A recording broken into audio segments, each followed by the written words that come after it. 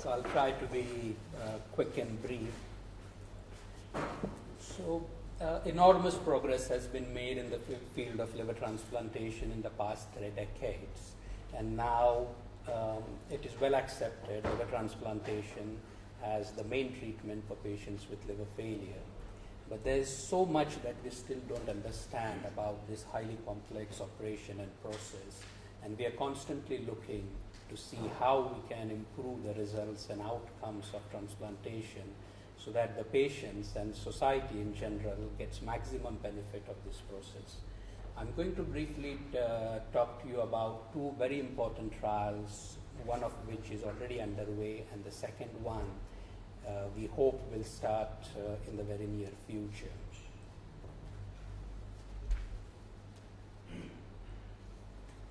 So the liver is the largest organ in the human body. It is located on your right side behind the rib cage. It is described as a powerhouse of the body. Its main functions are it processes food, proteins, fats and carbohydrates into nutrients so that the body can use them.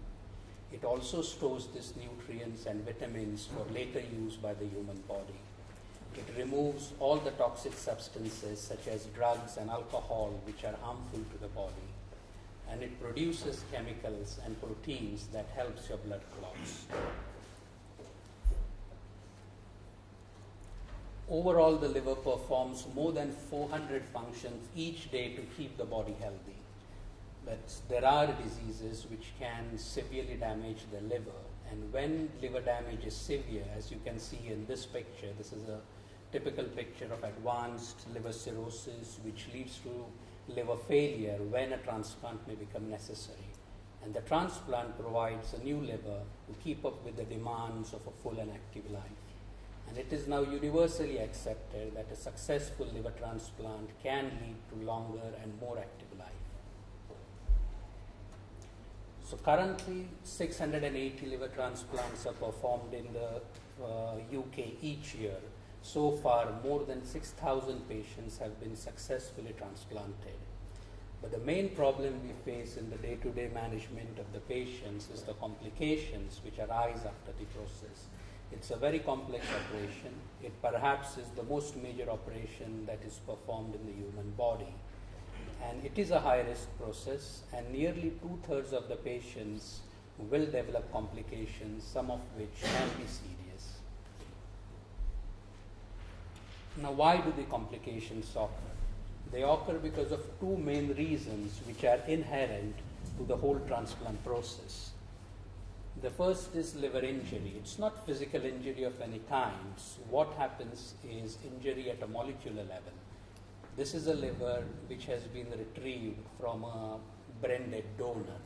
Once we take the liver out of the donor's body, we would store it and transport it in a cold preservation solution. During this process, there is no blood flowing through the liver at all.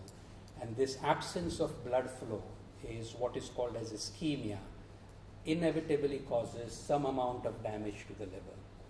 When the liver is transplanted, the blood flow is restored, and the restoration of blood flow, what is called as reperfusion, can cause further damage to the liver.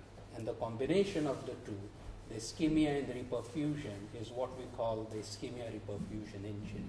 It's very similar to the injury that happens after a heart attack or a stroke. And the ischemia-reperfusion injury is a major cause of complications following liver transplantations. Sometimes the injury can be so severe that the transplanted liver may not work at all. But fortunately, these instances are quite uncommon these days. The second reason is the complications which occur after the operation. The liver is what a foundation is to a building. If the foundation becomes weak, the whole building can crumble. So when liver failure occurs, it causes failure in other organs in the body, such as the kidney or the heart and the lungs. And the transplant operation is performed on this background. And when you perform a high-risk operation, in a manner of speaking, complications or some complications are to be expected.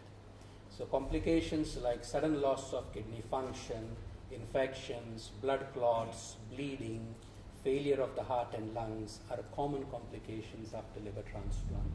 All these complications can be treated, but they do lead to an increase in the hospital stay and can affect the quality of life, and occasionally can result in failure of the transplanted liver. So the areas where we really need to concentrate on are these complications and how we can prevent them. And these are what these two trials are about.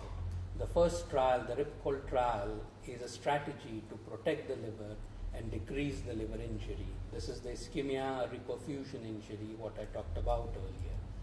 The second trial, the goal-directed therapy or GDT trial, is a strategy to decrease the complications by improving the postoperative care. So the RIPCOL, it starts for remote ischemic preconditioning and outcomes after liver transplantation. So that is what the study.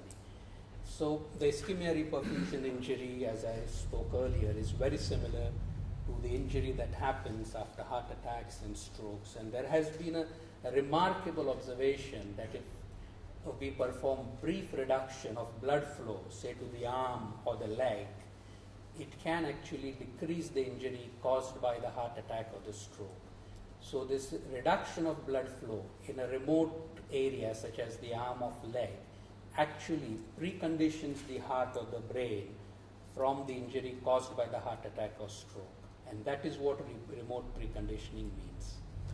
And there have been several studies in other types of surgery, particularly cardiac surgery, where remote preconditioning has decreased the complications substantially. But this concept has not been applied to liver transplantation so far, and that is the question we are addressing. Can the remote preconditioning improve outcomes after liver transplantation? And what it would involve is, this is how the patient is typically positioned for the transplant operation with the arms outstretched. And what we would do is apply a blood pressure cuff, which is ordinarily used to measure blood pressure. And if you tighten the cuff tight enough, it can reduce the blood flow to the arm or the leg just for a few minutes. And you release the cuff and the blood flow is restored. This causes no harm whatsoever to the arm or the leg.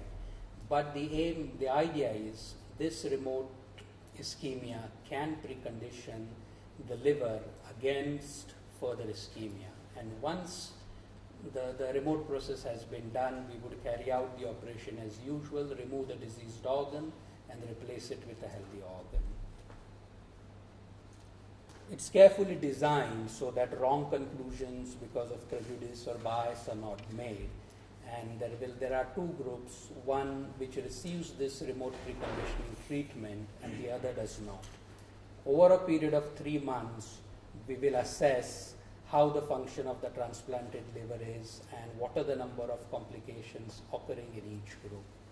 And the aim of the study eventually is to find out whether remote preconditioning can improve the function of the transplanted liver. The other study is goal-directed therapy, GDT.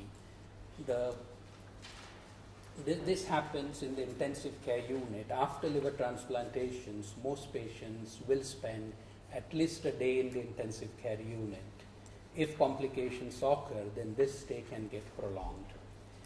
In the intensive care after the operation, the fluid and drug treatment is very, very important to keep the body and the organs hydrated.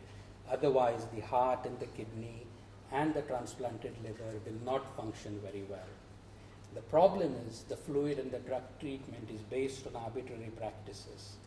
We still use pressure readings from large blood vessels, what is called a pulmonary artery catheter, to decide how much fluid, what types of fluid, when to give them, when to stop them, when drug treatment should be started. All these decisions are made from the pressure readings, but there is no evidence whatsoever that that is of benefit.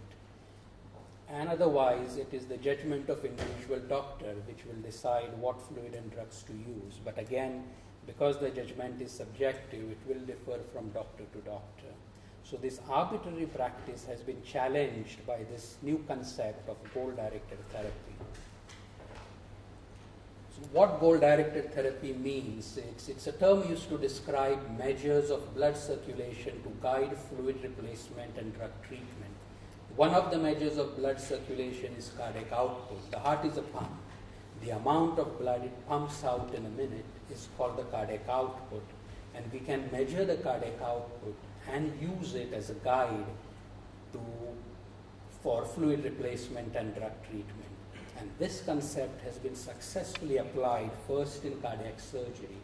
Over a period of 30 years, the complications in cardiac surgery have been reduced from 30% to 2% by application of goal-directed therapy. In various other forms of operation, bowel operations, operations on the bone and the joint, operations on the spine, goal-directed therapy has reduced complications substantially.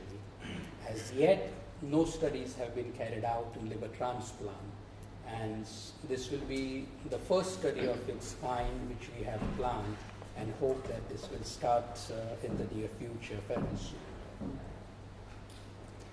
Again, it's a carefully designed study with two groups, one receiving goal-directed therapy, the other would receive the current standard of care, which is the arbitrary practice which has been followed for decades.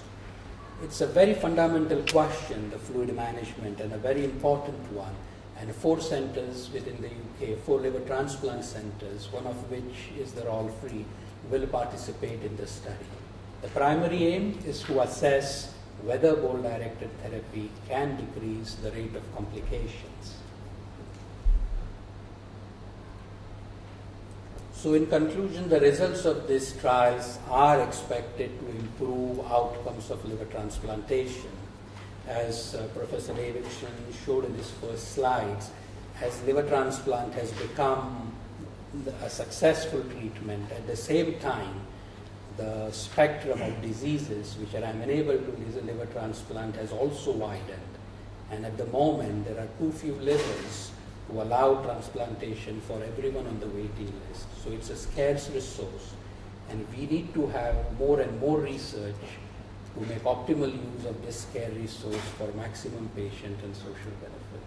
Thank you.